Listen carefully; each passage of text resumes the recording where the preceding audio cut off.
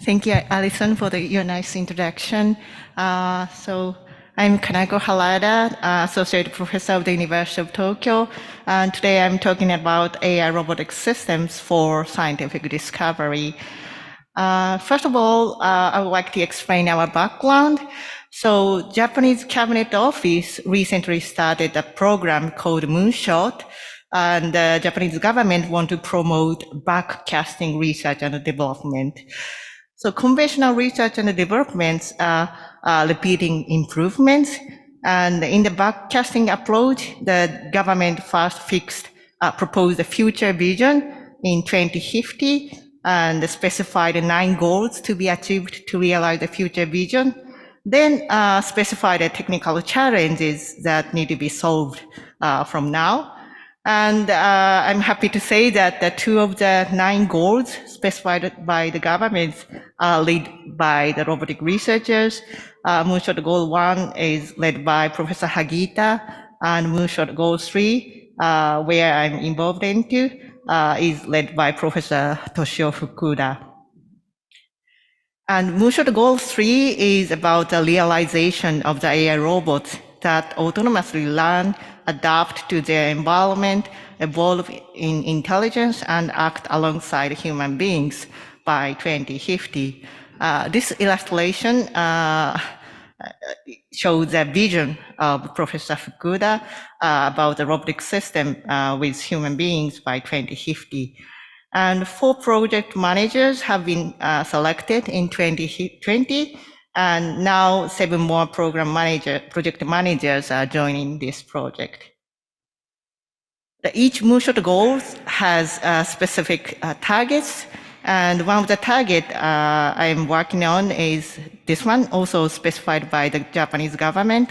It's a development of an automated AI robotic system that aims to discover impactful scientific principles and solutions by thinking and acting in the field of natural science by 2050.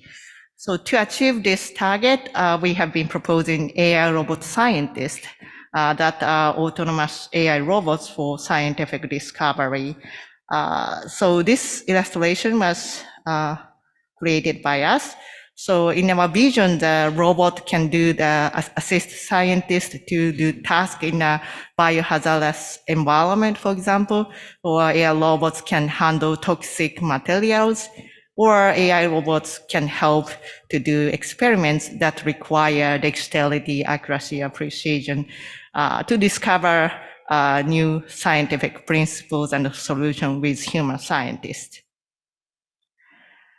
And current development AI robots for science are also evolving. And this slide shows some example. That this one is called Intelligent Towing Tank, developed by MIT.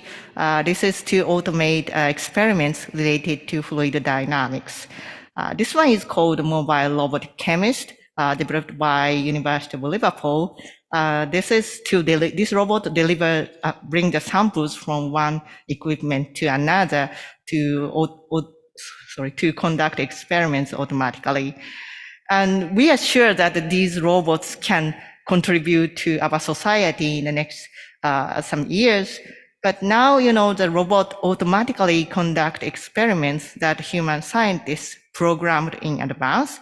And these robots are used to shorten the time required for discovery.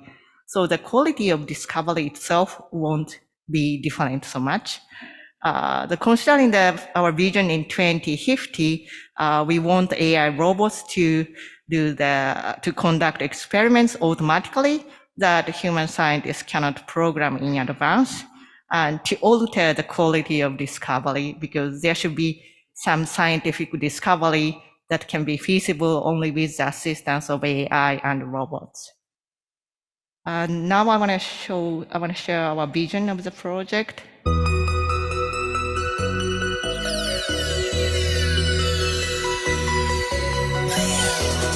Welcome to the year of 2050, where robots that can learn, act on their own are playing an active role in the various fields of society.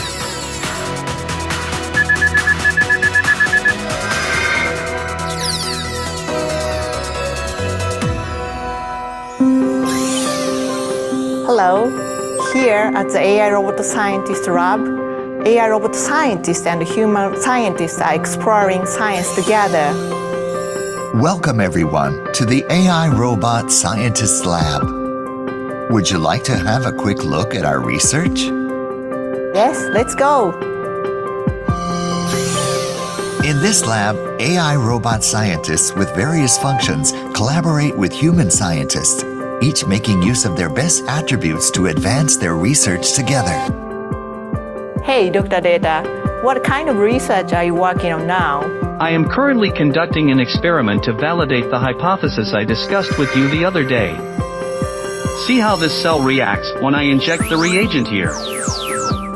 So, they work like a partner in research, not just as a robot doing what we programmed them for, which allow us to realize experiments that cannot be done by just humans or AI robots alone.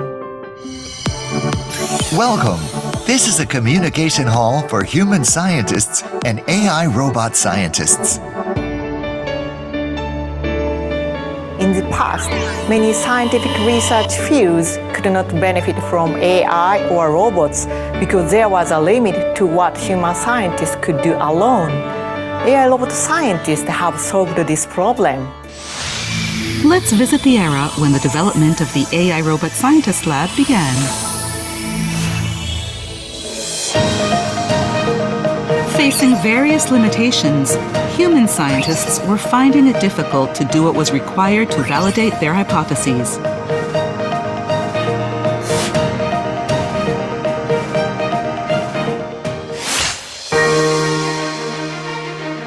The intelligence of the AI robot scientist consists of various AI theories and a vast amount of data.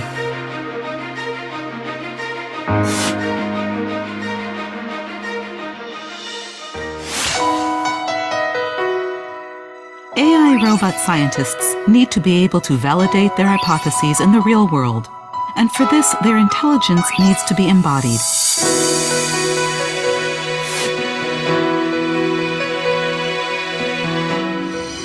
Applying the inspiration of human scientists and the capacity for research of AI robot scientists, we're expanding the frontiers of science.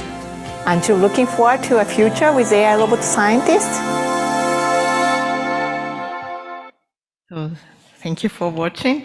So based on the vision, we are developing a robotic technology to discover, to help scientific experiments. And our targets are scientific experiments that cannot be automated with the current robotic technologies. So the AI robot scientists need to handle little data set in different modalities, and AI robot scientists need to handle soft, small, and fragile samples with individual differences. And, we cannot sacrifice many animals to train AI. So this is a very important topic also from an ethical viewpoint. And by by conducting the experiment I just showed in the previous slide, we think that we can contribute to the scientific discovery, for example, by discovering biostimulants that are medicine for plants to make plants robust to the environmental change, or we can discover the regeneration mechanism of plants to address food shortage. Or we can also discover mechanism of intractable diseases for better diagnosis and treatments. And we are working with these scientists, asking them to use our prototypes, also asking them to give us feedback to improve our robotic design. So what is needed for the AI robot scientist?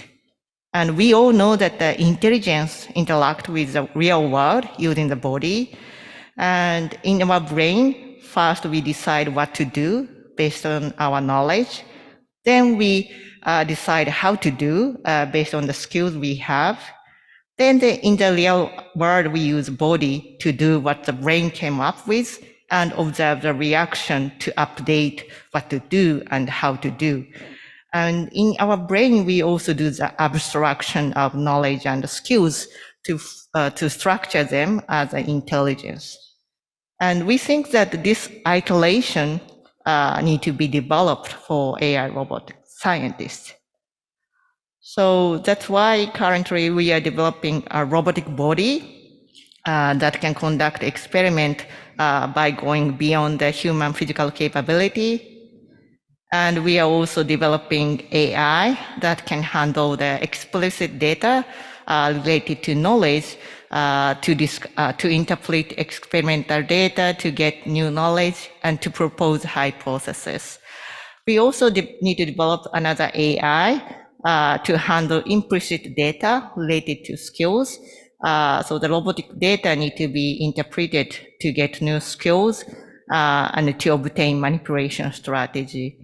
And we are also working with mathematicians to provide a mathematical foundation to structure the knowledge and the skills as intelligence. So we involved many researchers from different research backgrounds. So we involved robotic researchers and AI, researchers studying AI for robot control, AI for experimental design and analysis. And also, as I said, we involved mathematicians, physicians. And then we also involved scientists in studying organic chemistry, botany, and medicine. So this is really a multidisciplinary research project based on the backcasting research and development strategy. And today I'm just talking about this robot body part that can realize experiment with higher accuracy, precision, and dexterity.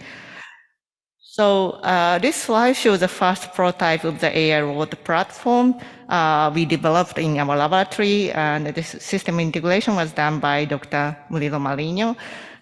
We have been studying developing surgical robots for years, and we have used surgical robotic technology to realize the system.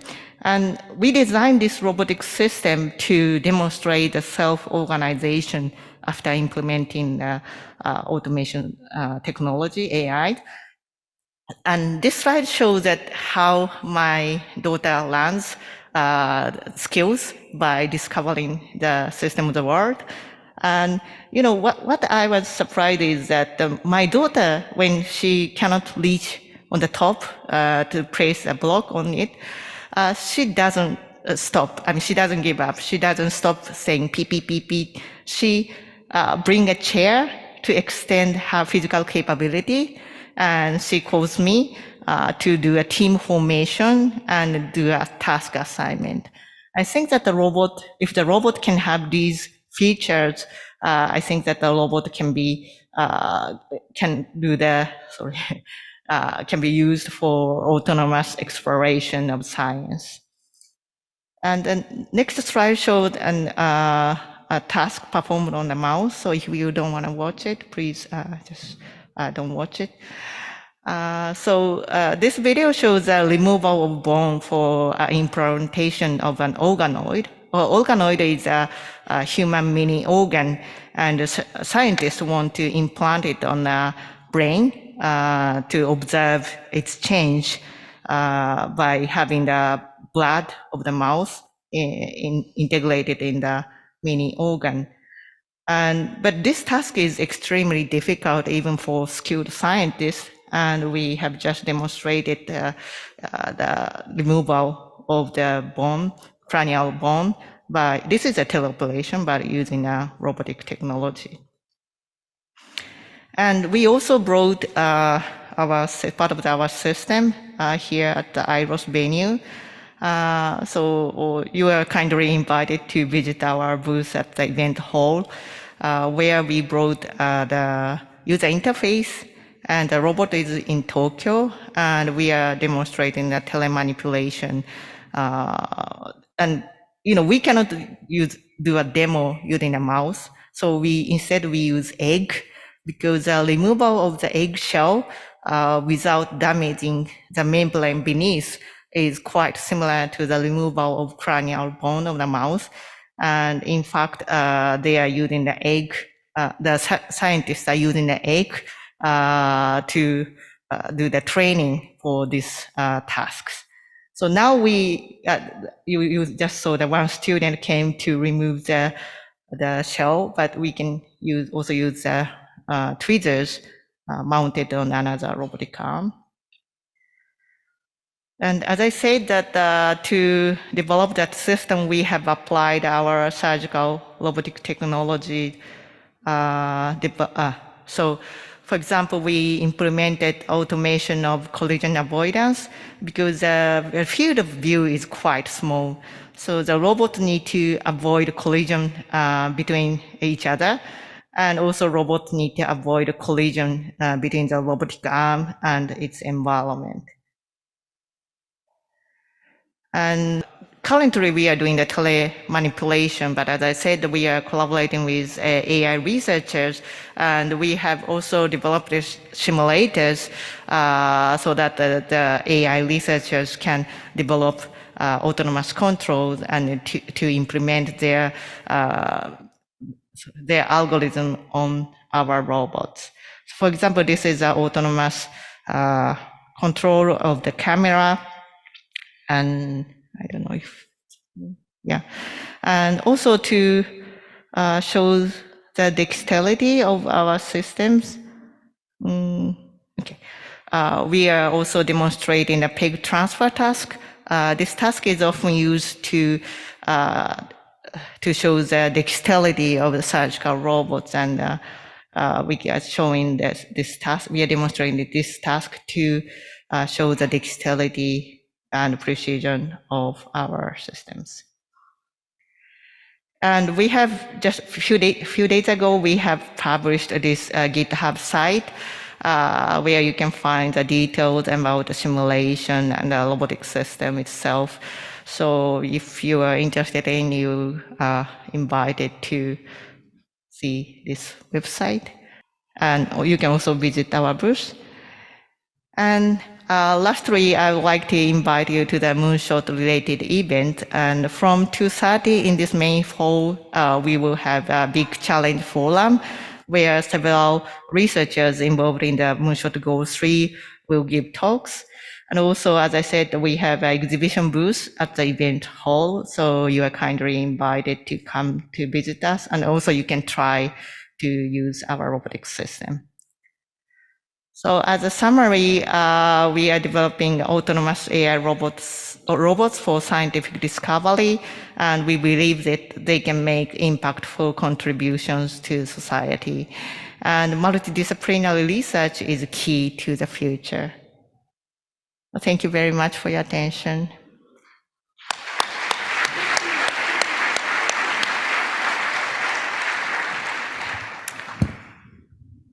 Great. If you have a question, please come up to the microphones in the aisles. So I'd like to actually kick it off myself. I was curious if you could give more information about the hypothesis development. It sounded at one point like you're able to use these systems to help the scientists also develop the hypotheses in addition to executing the experiments. And in fact, I said that there are two types of AIs are needed. And the robotic research at the IROS community, people are interested in this area. And this was driven by scientists and AI people, and often they use drug discovery things in this AI. And we think that the combining this AI with this type of AI is needed to develop AI robotic systems. And more specifically, we are developing AI to suggest, for example, to propose a medicine, chemical structure to be tested as a biostimulant. So we can use robots to do tasks on all sides, for example, to see the reaction to the the materials that AI propose. Then we can give that experiment data as a feedback to AI to propose a new type of material to be tested using the oocyte, for example. Thank you. Can I ask one follow-up question to that? Is that if the robot that needs to be used to test that hypothesis doesn't yet exist, could the system drive the design of a new robot that Yes. can also do it?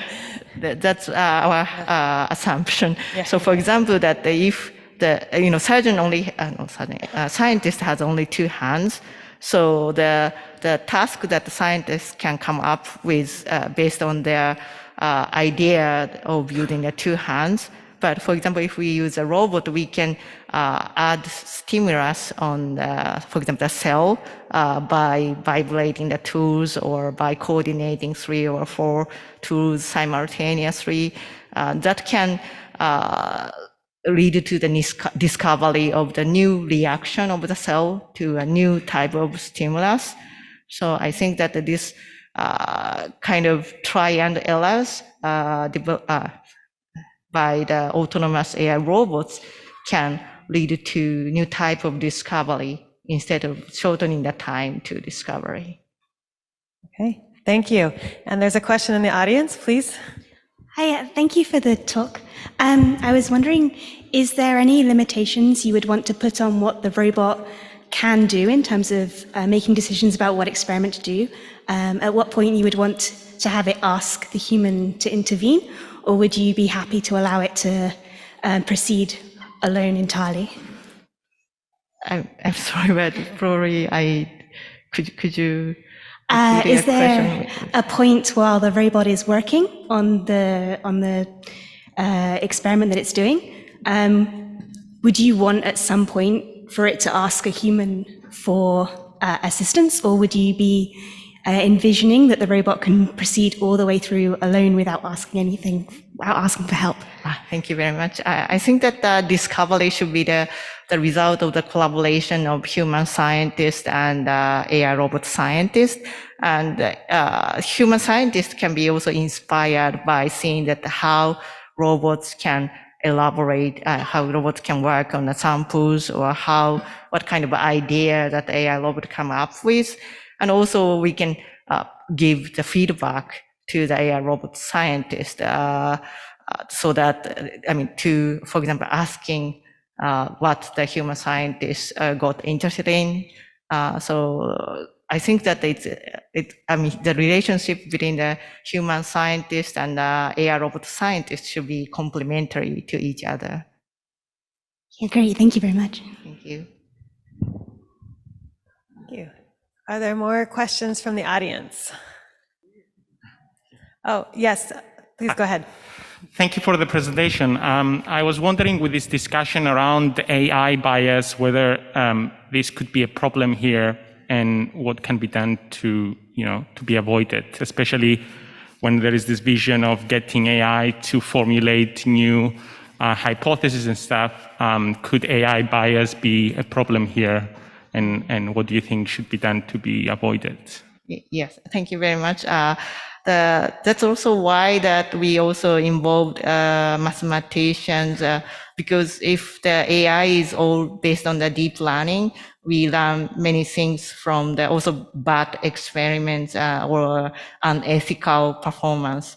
So we involved mathematicians to somehow combine the rule-based approach with this learning-based approach, so that somehow the idea that AI robot scientists can come up with can make sense. Did I answer your question? Yeah. Thank you. Yeah. Thank you. Any other questions? Maybe I'll ask one additional question for myself. Many of the robots shown seemed more traditional, like rigid robots in their construction. Yes. What kind of roles, if any, do you envision novel, flexible, and other robot designs playing in these scientific experiments? Thank you very much. We are talking about a self-organization. So now we start with a rigid robotic structure, but if the robot thinks that the soft tool is required, we hope that the robot can make soft arm by himself or decide to mount soft tools on it, for example. So the function required to enable the experiment can be designed by the robot itself, including its structure or its. Thank you very much. Let's all give Professor Harada a round of applause. Thank you.